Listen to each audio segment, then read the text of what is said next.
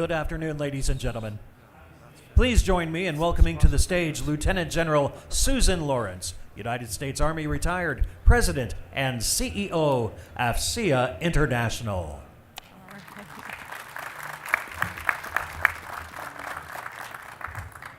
Well, you know, the old adage, we saved the best for last, I think, is appropriate here. I'm very excited to host this panel. It's the Principal Cyber Advisors panel, and it is my pleasure to introduce our moderator today. And we're just finishing up the idea panel next door, as you heard, so we'll have some folks coming in here shortly as well from that. Mr. Tom Billington is the CEO and founder of Billington Cybersecurity, a leading independent education company founded in 2010 with an exclusive focus on cybersecurity education. And it is our honor here at AFCEA International to partner with Mr. Billington in many of our programs here, and we really appreciate all your support. Before launching his company, Tom spent nearly 2 decades producing hundreds of events, publications, and articles for 4 of the world's leading media companies: Reader's Digest, Phillips Business Information, BNA, and Thomson Reuters. We are pleased to have him here to lead today's discussion. Ladies and gentlemen, please join me in welcoming our moderator, Mr. Tom Billington. Thank you very much. Can everyone hear me okay? Terrific. Thank you, General Lawrence. Thank you so very much for your amazing leadership here that's driven TechNet Cyber to record heights this year. To the entire AFCEA team, to Executive Vice President Paul Fredenberg, to Nancy Temple, the International Secretary for AFCEA International. This is a remarkable conference. I'm truly honored to moderate today's session and to be in partnership with AFCEA. So let's please give them all a round of applause.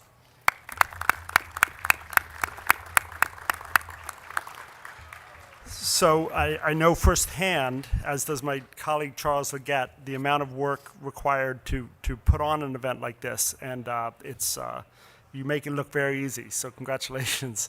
So thank you again. We have an amazing panel here with us of truly exceptional public servants and friends. I will have them introduce themselves shortly. Mr. Chris Cleary to my left is Principal Cyber Advisor for the Department of the Navy. Also, Colonel Considine is Director of Cyber Activities for the Office of the Principal Cyber Advisor for U.S. Army. Dr. Jones-Heath is the Principal Cyber Advisor for the Department of the Air Force, and Admiral Scheid is the Deputy Principal Cyber Advisor for the Department of Defense. So it's a true honor to introduce them to you now and to moderate this panel. So I would like to let you know that to ask questions, that will allow time at the conclusion for questions. So if you want to ask questions, you want to email askmetncyber@gmail.com. Again, askmetncyber@gmail.com. So if you have questions, please do submit them via your smartphones, and we'll make time for those questions.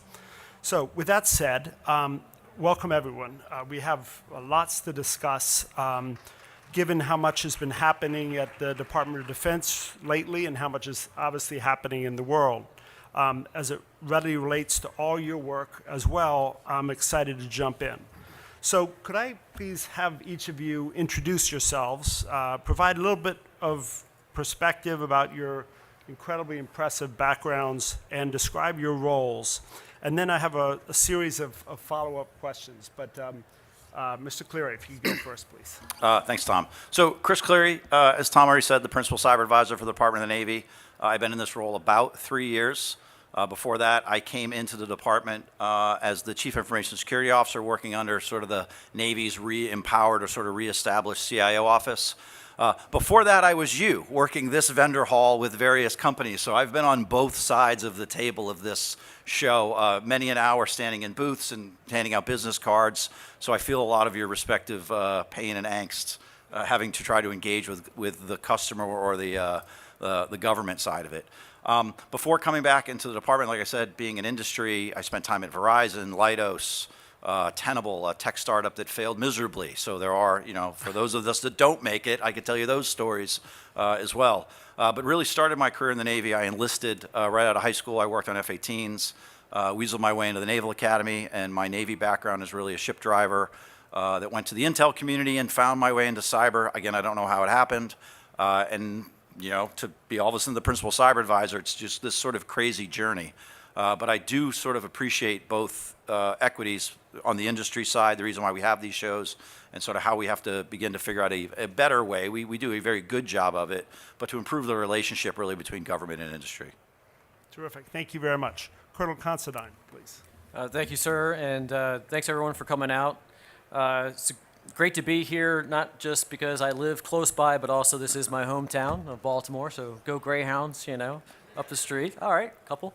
So, as you heard, I am not the Principal Cyber Advisor for the United States Army. I am the Director of Cyber Activities for the Army PCA, which is really a made-up title. My real role is to take my 24 years in uniform as an intel officer, and then the last 12 years playing in cyber.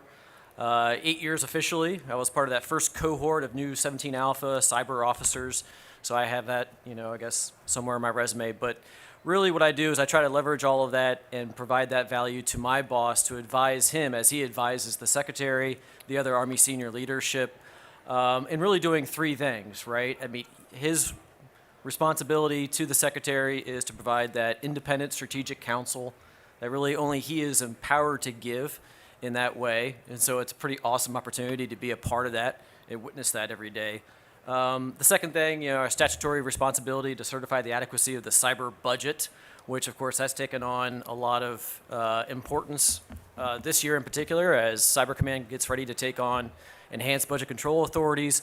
And then the third thing is really telling the Army story to industry, to the secretary, really even back to the rest of the Army, because the Army is so big, right? Over 1 million strong across all three components, the active, the guard, the reserves, that, even sometimes getting that story back to the Army itself and connecting all of those, silos of excellence across the cyber enterprise, that also becomes part of the job. So today, though, the focus is on the partnership between, what we do and industry, so it's great to be here. Thanks. Thank you very much. Dr. Jones-Heath. Hi, good afternoon. First, thank you again to AFCIA for putting this on, and to my colleagues for sharing the stage with. Certainly to you for staying the course, the last, session of the day, so certainly thank you for that. I'm Dr. Wanda Jones-Heath, civil servant for the last 33 years, so I've worn the business suit versus the military suit, and had the opportunity to work across various major commands and bases throughout the Air Force. Also spent about 2.5 years with DISA on a special assignment, as well as within the FAA. So I have a very broad range of experience to share as I stay in this position. The Air Force was the last PCA to be appointed, so the Army and the Navy, respectively, were already in their seats. So coming into the job, I was a previous CISO, so spent 4 years doing that. So cybersecurity was my core background, and then as a PCA. It has definitely been a journey, standing up an office while also supporting the secretary. My main focus, of course, is to really help the secretary understand the cyber posture of the entire enterprise. And that's huge. That was the first question he asked me on day 3. We both got in the seat. He, got in the seat on the second of August, and on the 4th or 5th, he asked that question to the room. No one raised their hand, and I said, sir, that is why the PCA is here. So my role in representing both the Air Force and Space Force is to be able to do that. In addition, investments, being able to recommend to the secretary, what should we be invested in? Money is not limited. Is limited, so we can't, fix everything. But what should we be focused on? Our crown jewels, and at the end of the day, supporting the warfighter to make sure that we're able to defeat the adversary when the time comes. Thank you very much. Supporting the warfighter to defeat the adversary. Great mission. Thank you. Admiral Scheid, next please, sir. Thank you. I'll echo the thanks for FCA for hosting and for Tom for guiding this panel this afternoon, and for all of you who did bother to show up, as Wanda said, in the last part of the day. I think the conversation is going to be worth your while today. I will say that if you're trying to understand my role, it's at the secretariat level. There's not many uniforms at that level. It's a lot of suits, a lot of political appointees, and a lot of career civilians who are guiding the department in the macro. And so I become an advisory voice to that leadership. And what I spend a lot of time doing is advocating for the needs of U.S. Cyber Command. That's a statutory requirement that we have assigned to the Principal Cyber Advisor's Office. We do both the formal and informal advocacy for that. Already mentioned earlier by the Colonel is a shifting budget responsibility where Cybercom is going to take more control of the funds that they should be influencing and providing oversight of for the entire department that has to do with cyber operations and growing of the cyber talent within the department. Congressional intervention over the last few years has also given us a little bit more work for the Principal Cyber Advisor's Office, but has also broadened our remit so that we're looking across not just Cyber Command's budget, but across the entire DoD budget to look at cyber operations investments and making sure those are balanced and adequate. So now we have that responsibility as well.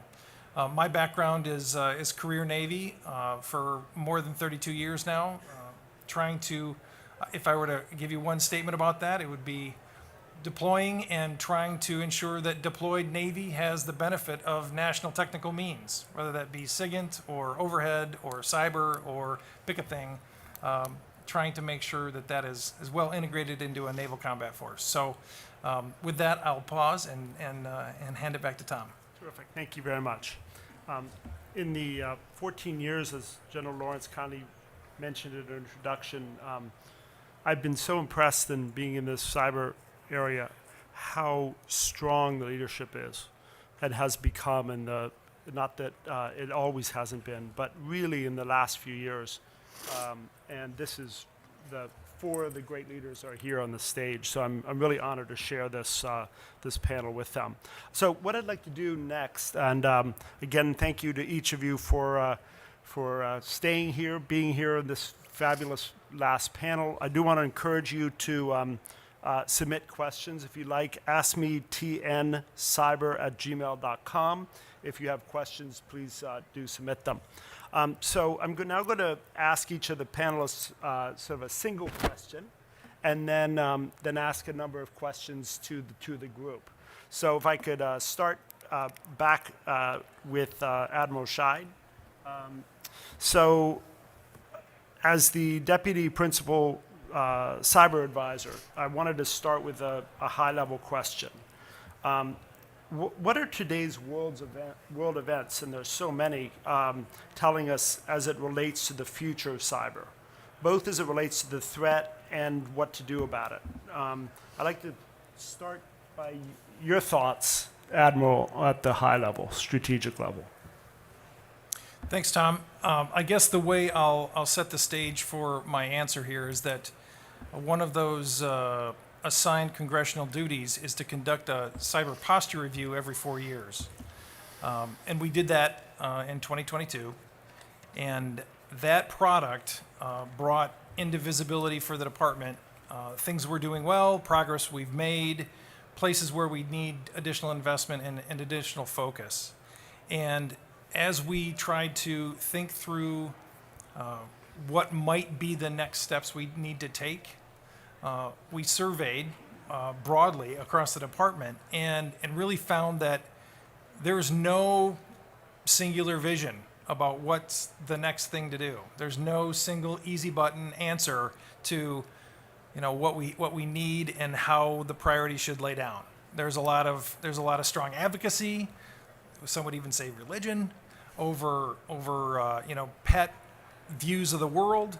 But I can say a few key things did resonate.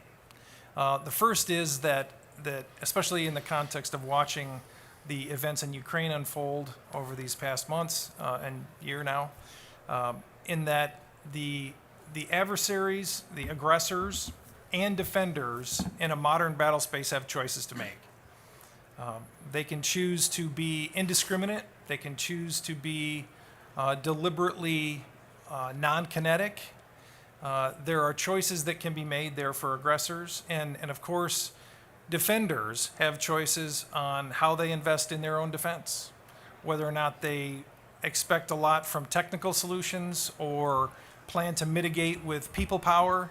Are different choices that need to be considered. And as we start to think through our approaches and our best practices and how we want to fight our battles, we need to look across the entire space and not believe that we can have just a technology solution remove this problem or remove a set of challenges from a modern battle space.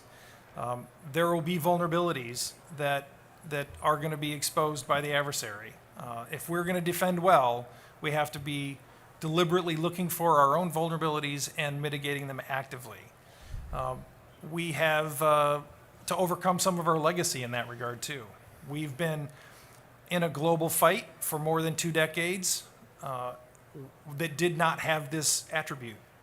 So while we can look back and say, yes, we were actively engaged in combat operations, we have to admit to ourselves that those combat operations did not include a heavy cyber element.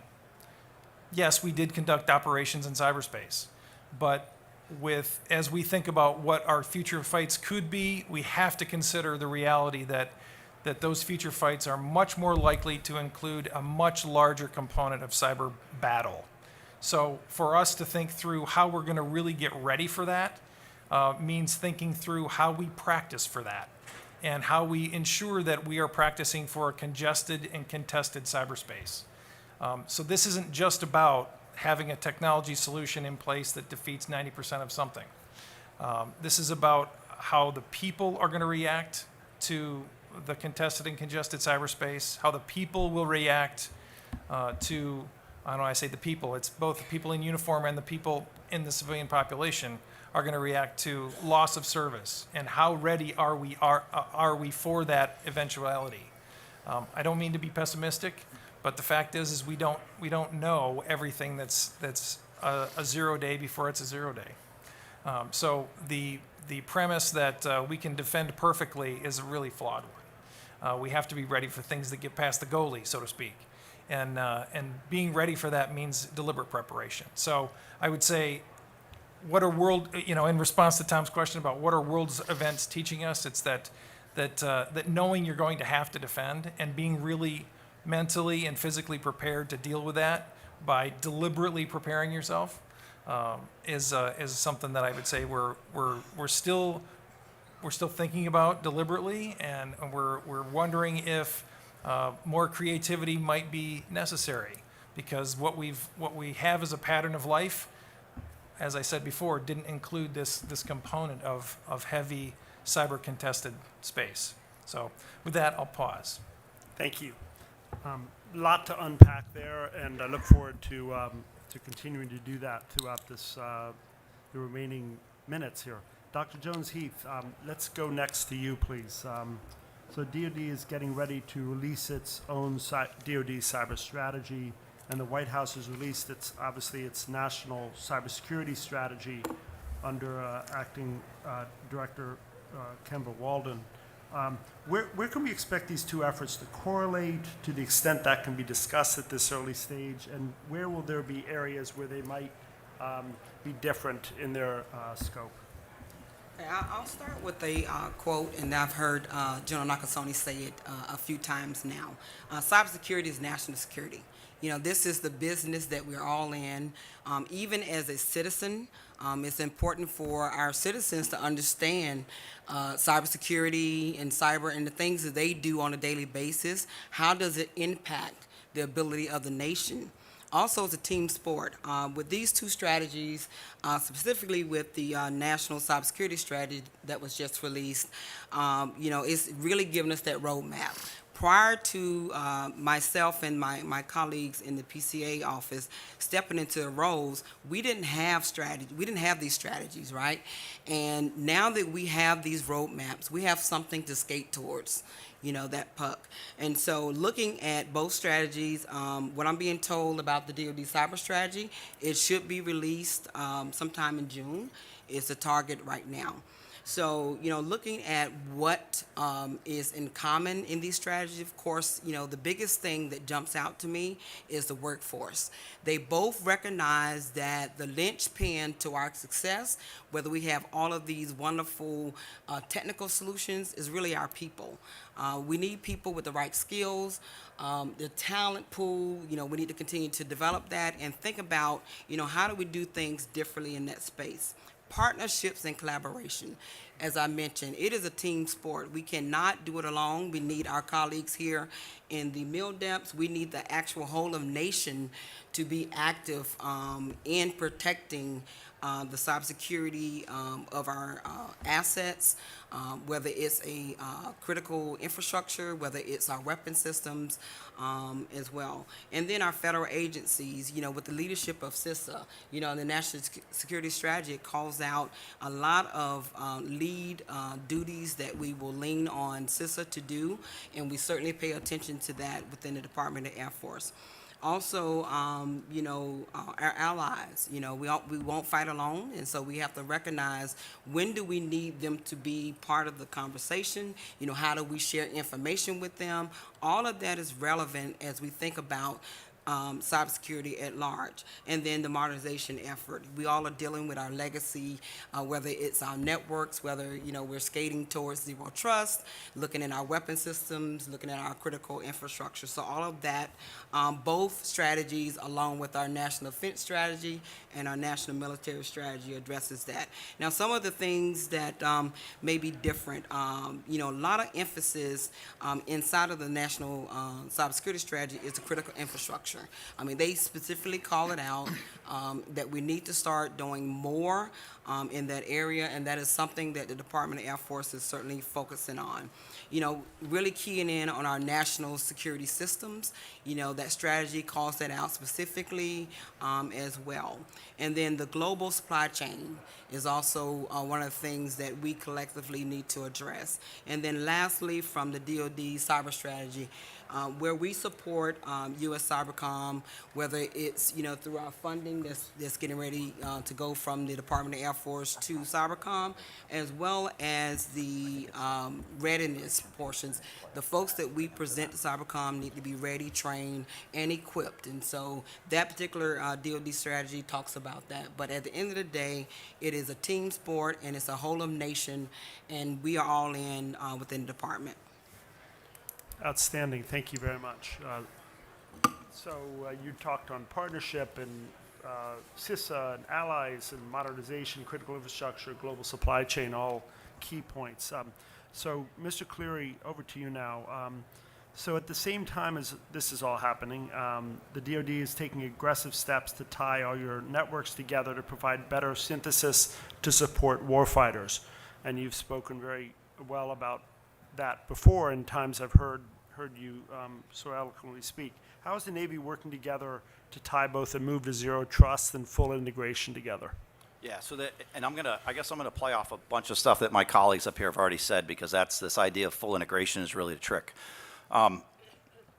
Zero trust, identity management, RMF reform, those are all the things, those are all the rage right now. We talk about this at this conference. Most of the vendors on the floor provide capabilities in that spectrum in one way, shape, or form.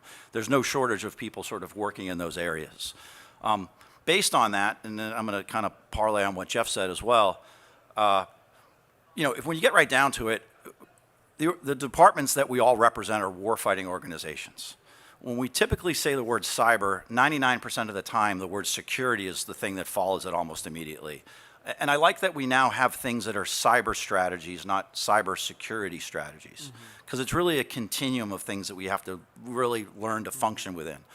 For those of you who track the Navy, we recently released the Cyberspace Superiority Vision, which was our way to get a little bit ahead of our strategy. We're waiting, respectively in line with the DoD strategy to come out to make sure we're fully integrated with it. But we talk about it through the lens of sort of three different areas: secure, survive, and strike. Secure is really everything that we do in this room, everything that we've talked about, everything that you really envision as traditional cyber security. Survive is all about what Jeff was talking about, that the idea that you can build the perfect thing, the adversary gets a vote. We're not going to roll out a zero trust strategy and our adversary's going to go, well, I guess they figured this out, let's do something. It's not going to stop. For those of you who follow like the Simon Sinek's of the world, this is an infinite game. We can manage the problem. We're never going to solve the problem. We're going to come up with a defense. They're going to create a workaround, and we're going to do this, and this is the continual way we're going to do this.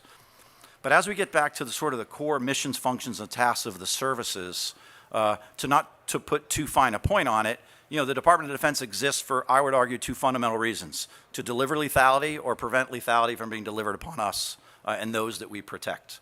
We're warfighting organizations. I love going down the strike point of this because this is the piece that we don't talk enough about, and I think there's a way that we can start to have these conversations at an unclassified level without getting to the details, because this really is the perfect case where we need industry to help us come to the table with these capabilities that go well beyond what's here on the show floor, which I would argue live mostly in the enterprise IT, cybersecurity space, and integrate all means and methods of warfare. Something that Justin said is a really good point. I also think the PCAs are sort of here to champion causes to one degree or another. We are advisors to our secretaries. We do weigh in on the adequacies of the budget. The adequacy thing was a really interesting piece, and to Wanda's point exactly, we didn't have higher order guidance. Naturally, the National Defense Strategy, National Security Strategy, those are only relatively recent documents.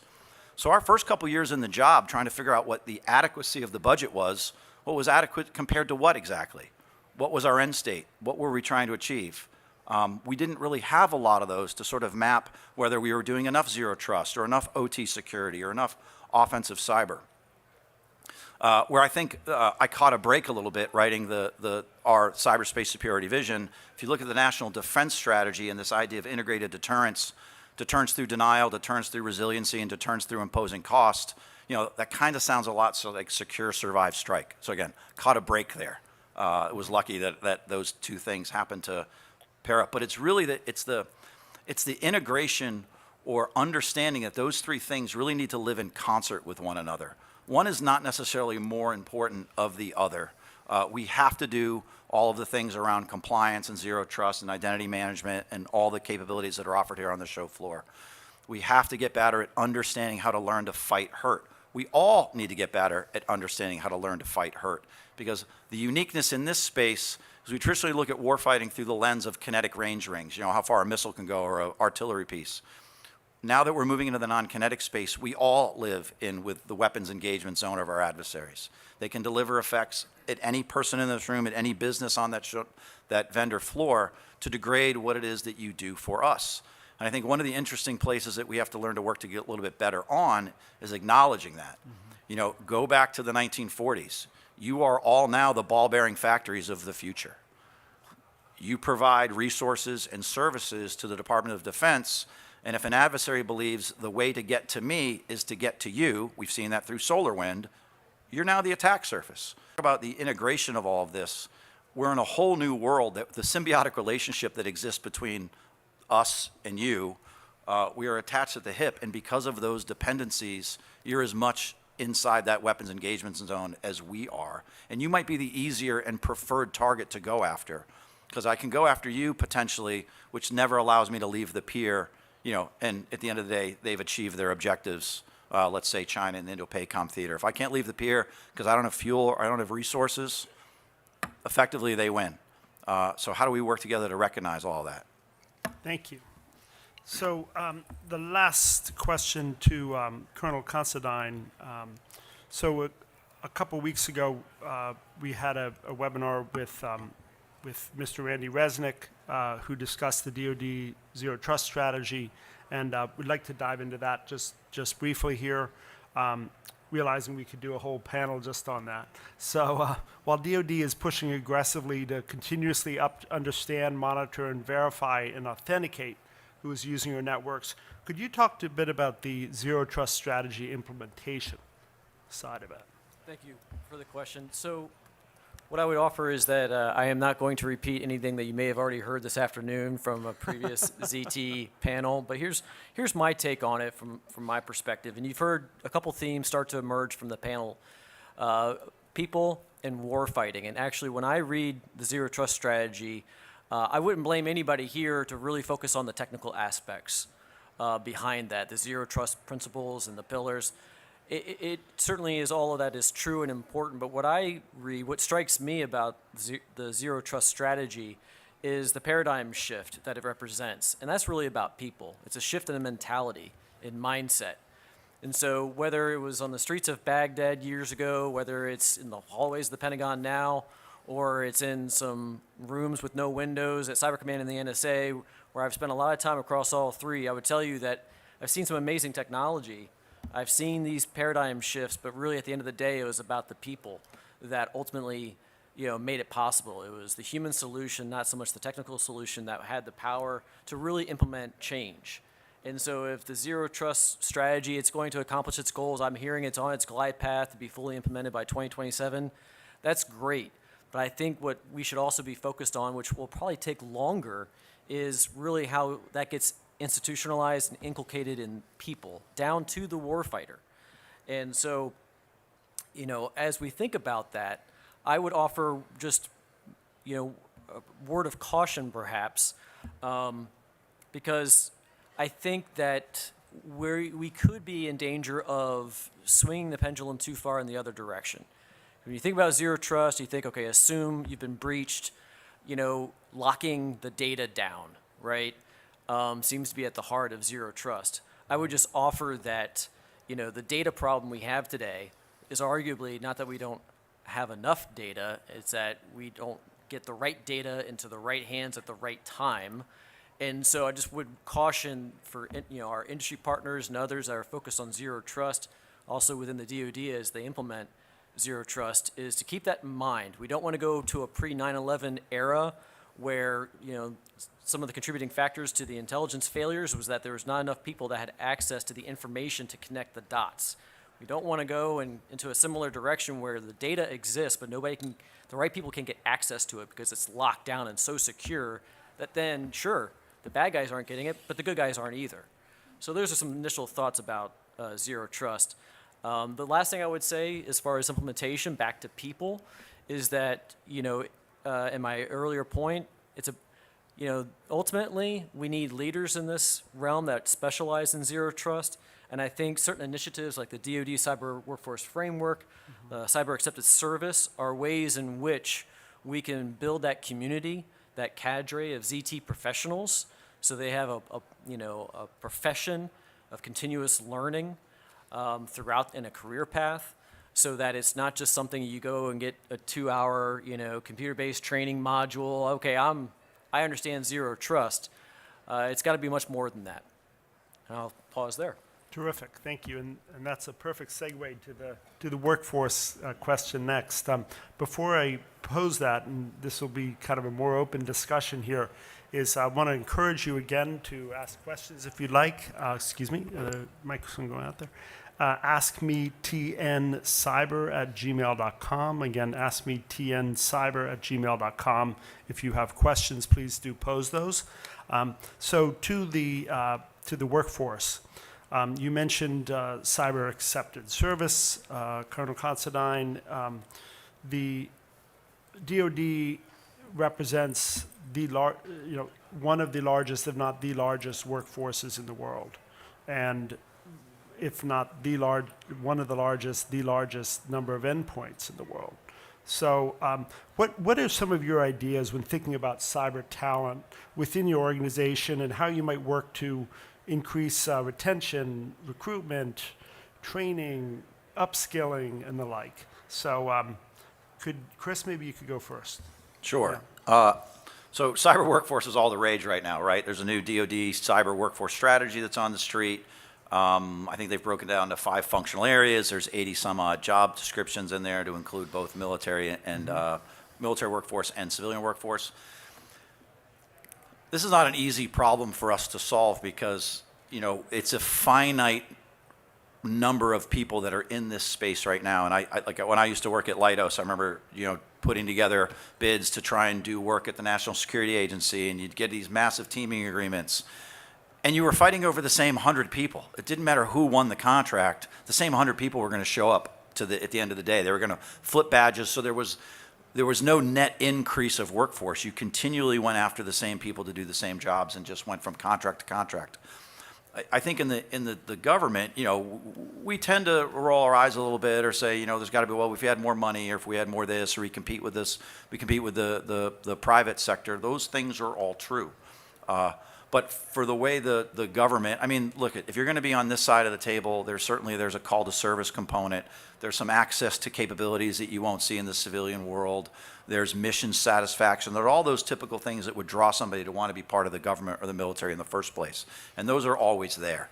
I guess it really is leadership's role as cyber is becoming a new thing, for the most part, a new thing. You know, if we will, let's just snap the chalk line and say 2010, when US Cybercom was established, we'll just call that the beginning of cyber. We know we were all doing it before that, but we began to call it cyber at that point. We began to identify a different bit of workforce. Let's just use 10, 12 years ago as the starting point. So we're only 12 years into this for the most part.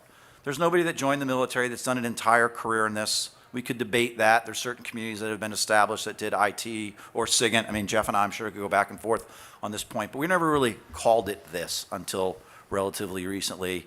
And then in the last 10 or 15 years, the private sector exploded in this area. You know, circa 2000, 2001, 2002, 2003, I mean, the world just took off. You couldn't find enough people in the private sector. It's what initially drove me out of the Office of Naval Intelligence as a young lieutenant to not go back to sea with my wife and 2 young kids, to go get a defense industrial job with my security clearance and the fact that I spoke IT. It's an attractive workforce. It's an attractive proposition to not move your family around, to get paid a little bit more money, to have a little bit more of a stable workforce or stable work-life balance. I still think we're pretty far away from solving this problem because there is such a demand out there, and we are both trying to make our own environments as attractive as possible to bring those people in. Once again, if you're going to come in the military, I think what we can offer you is some unique job satisfaction, some unique mission things. You know, if this were an aviation discussion, you know, there's nowhere other than the military to fly the Joint Strike Fighter. There's some places nowhere other than the military to get your hands on some interesting cyber technology and be allowed to do some interesting cyber things based on the authorities that we have that don't exist out in the private sector. I still think we're a long way from solving this, but we got to be sort of honest about where we are and where we know, you know, how long it's going to take to sort of get out of this. Thank you very much. Dr. Jones-Heath, if you could go next, please. Oh, okay, thank you. So, you know, we really can't compete, right? So we really need to partner. You know, there are opportunities that industry can come and work for the Air Force, the Army, Navy. There's a program for that. You still remain an industry partner, but you're working within the departments to be able to bring your experience. You know, we don't have a core of civilians or military with these exquisite skills, you know, architects and cloud and things like that. So we look to you to be able to help us with that.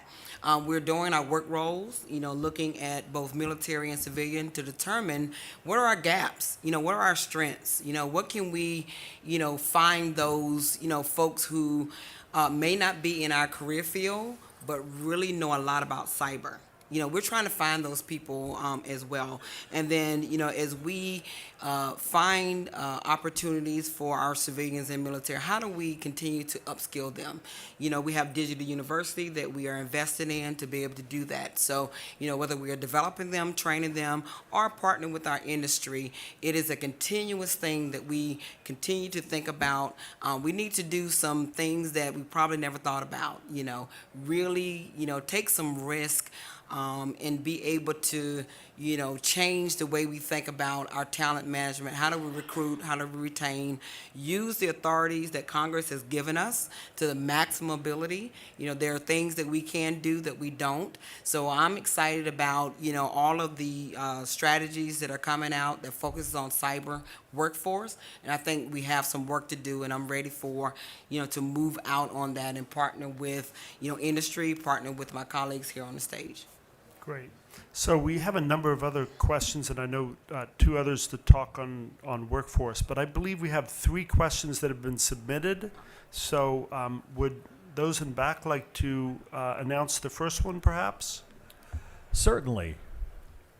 Our first question is, what is the department's plan for implementing post-quantum solutions and zero trust architecture that allows for including coalition assets and agencies into a trusted operational environment? Thank you. Would anyone like to take that question? Sure, get the uniform guy. Maybe.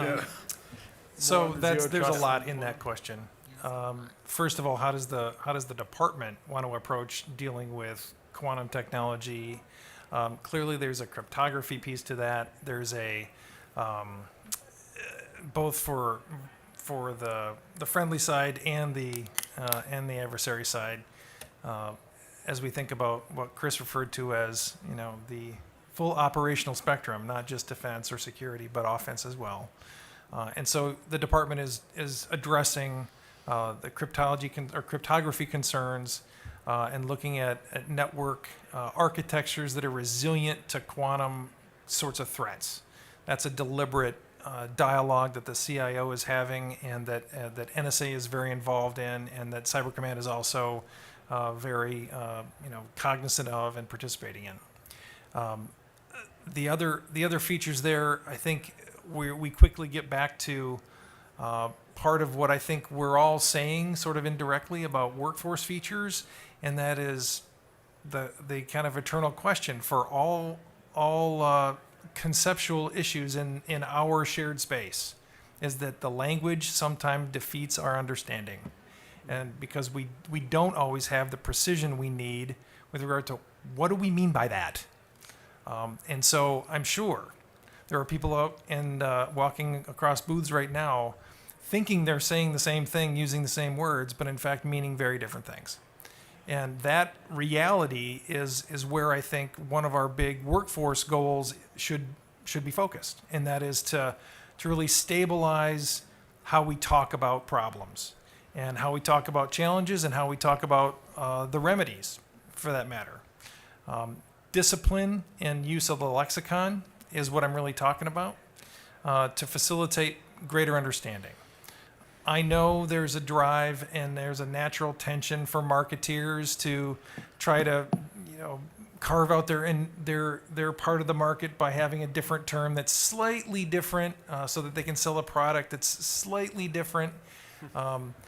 That we need to keep in balance, and that especially inside government and inside operational communities, we need to have some discipline that helps us facilitate understanding. What we talked about indirectly here as well is the model that we use across government is one that is super dependent on longevity in this space to get good, and that we often measure competence and the amount of time spent doing it. That is a model that's slow to scale, and that in a dynamic world, having everybody be responsible for their own updating is a problematic model. It has been successful to a limited degree thus far, but as we think about our demand signals and how fast we need to upscale our talent or upscale our competencies for a future fight that is going to be probably more dominated by cyber than any other thing, then we probably need to think differently about how fast we can convey new skills and get to confidence in those skills with objective measures. And so getting to best practice, creating standards for those behaviors or actions that we need operations to conduct, and then using those standards as training goals and certification metrics is a real thing that my office is spending a lot of time on with the help of the services and the other elements of OSD. That said, this is a philosophical shift for the community, so it's culture change, and we all know that's hard. So while this wasn't really the center of the target for the question, I think it's relevant, and it gives me the chance to kind of get this out in the open, and that is that as we think about modern technology developments like quantum and the need to be adaptive, using a different model than the self-paced, everybody's on their own to intellectually figure it out and get to a solution that scales faster, I think is a real important shift. So hopefully that answers the original question with a little bonus. Thanks. Indeed. So could I have this, would you like to talk on the workforce, Colonel Considine? Or do you want to go to the next question? If I could just real quick, I would Sure. like to just piggyback Absolutely. on something that the Admiral said, and that's the point about, jargon does not mean understanding, right? And I think one of the things that we look to industry for is to help us explain some of these technical concepts in clear language. I can't get into any details in this forum, of course, about, cryptographic modernization, but having been in those discussions for the last 3 months, I can tell you that I've seen those go from the very technical level, but have to get to the Army senior leadership in a consumable way. And I think perhaps there's an opportunity for industry always to be able to help us out so that even in the, around the booths here today, it's being able to explain what you do, what you offer in just very clear language and dump the jargon. Because what happens, guys like me will hear the jargon from the booths and then I'll take it into the hallways of the Pentagon. And I'm really not sure what I'm talking about. But it sounds good. So I would say that's just something I wanted to piggyback on there from the Admiral's comments. Thank you. Language defeats our understanding. I'll remember that one. Thank you. So we have 2 more questions from the audience. Could the next one, please? Given the additional authorities to U.S. Cybercom to budget, do you see additional authorities for requirements and acquisition growing as well? I'll take that one. So those are in fact the same thing. With the ability to formulate their own budget and look after meeting their own requirements, those things are tied together. So we often say it as budget control, but it's really the planning, the programming, the budgeting, and the execution, the whole budget process that gets conveyed with the multi-year plan that my office and my boss signs out as direction to the Cybercom commander, and they respond to that in the way that services respond to the secretary, et cetera. So we're conforming to a very normalized process there that includes the requirements and shaping of those requirements and then budgeting for them. So I also add that it doesn't negate the fact that the services still have to budget and execute their budget as it relates to cyber.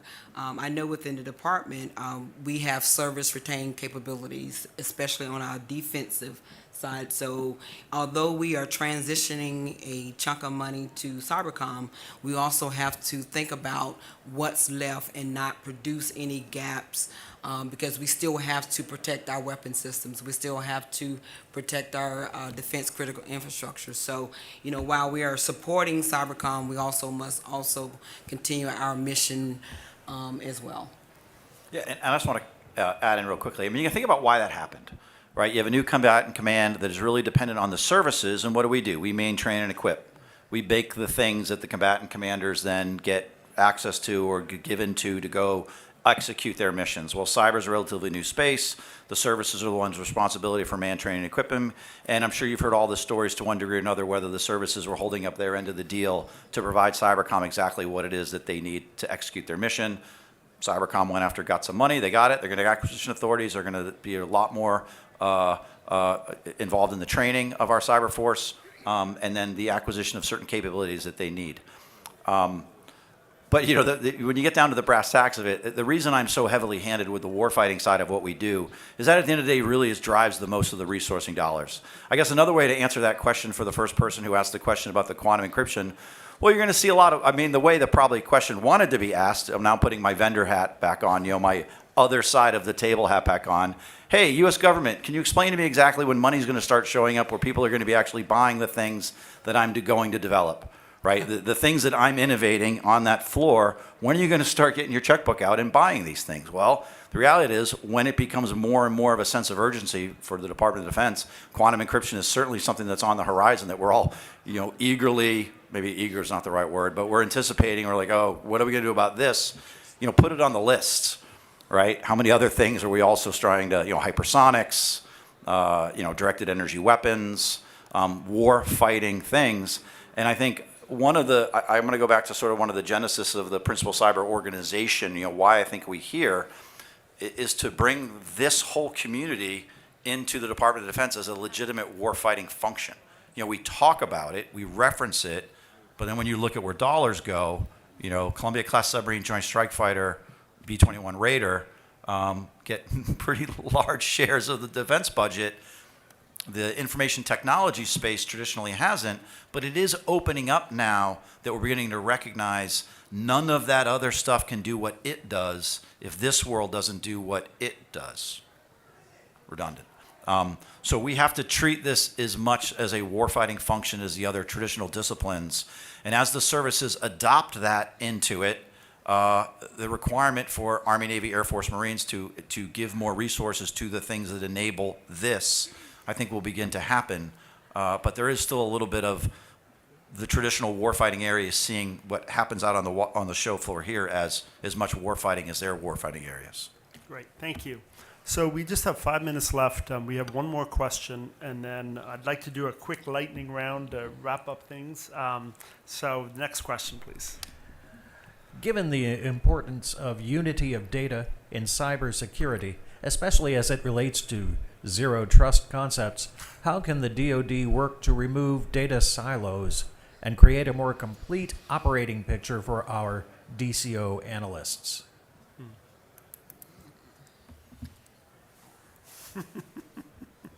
Let's remove the lightning round. No, I'll talk about that. Does a of drink course, come with that question? Yeah. Right. Would you like to yeah, repeat so- it once more, maybe? Yeah, maybe that'd help. But so I would say that Okay. data is definitely a strategic asset that we know we need to get a handle on. I know within the Department of Air Force, we have data everywhere. Have we tagged it properly? As we move to zero trust, we need to definitely do that. Be able to know where the data is, who is going to be able to access that. And the only way we can do that is understand the structure of the data, where it is, who has it, and how we're going to protect it. Part of that is, we protect the data at the right classification, but we don't over-classify it, right? Because we need to share the data. And part of Zero Trust, one of the pillars is certainly about data and how do we do that. So we have a lot of more work to do on that area. Great. So just to conclude. If I could real quick, just have one more Please, go comment ahead, quickly yeah. about data. Thank you. I would just say that something else is also when we think about the type of data, there's a lot of data out there that's very descriptive in nature and diagnostic, but ultimately what we need is the more predictive and prescriptive type data that, data you can use. So not all data is created equal. So I think that there's also, the ability to access it, to share it, but also make sure that the data itself is value added. Thank you. So just to conclude, this is a terrific panel. I had a last question. If there was one additional thing that you needed, that is needed that DoD does not currently have in its playbook to turn your strategies into reality, what would it be? And end on a very grand, broad note. So who would like to go first? Basically. Yes. I'm the junior guy here, so I'm deferential.